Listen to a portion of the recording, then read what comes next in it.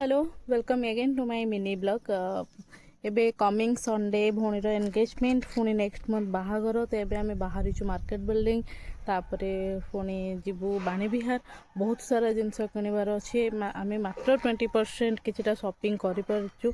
आपन तो जानि पारुथिबे बाहागर घरे बाहागर हैला माने घरर माहौल टिके माने अलगा प्रकार थाए समस्ते व्यस्त थांती तो से भितरे मु झियो को सुआई देइछि। आज बापा बों को पाख छाड़ी की जाऊँ मत भी भल लगुनि कहीं से उठिले खोज दीटा है कहीं संध्या बेले गले कभर कर होनी सब जिनस तो चलतु देखा।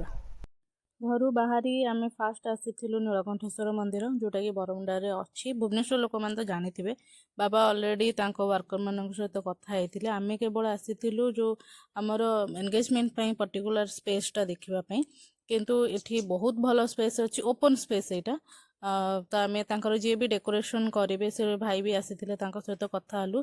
ये जगहटा एक्चुअली मंदिर भितर जो पुल अच्छी पुल साइड जगहटा मंदिर पूरा सेपरेट आराम से 100-200 लोकों ये बहुत भल अरेंजमेंट हो पार।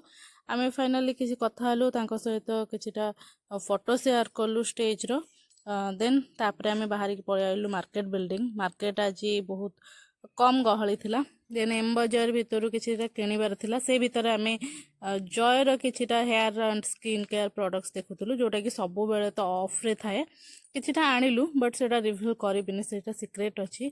बाहर मु किछि मांग टीका देखुली ये दीटा बहुत भल लगिला।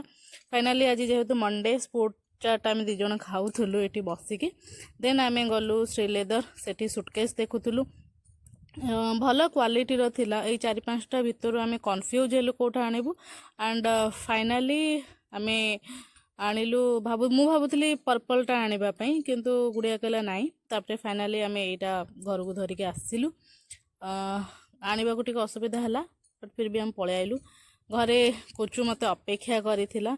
Then it's all about my mini blog next time देखा।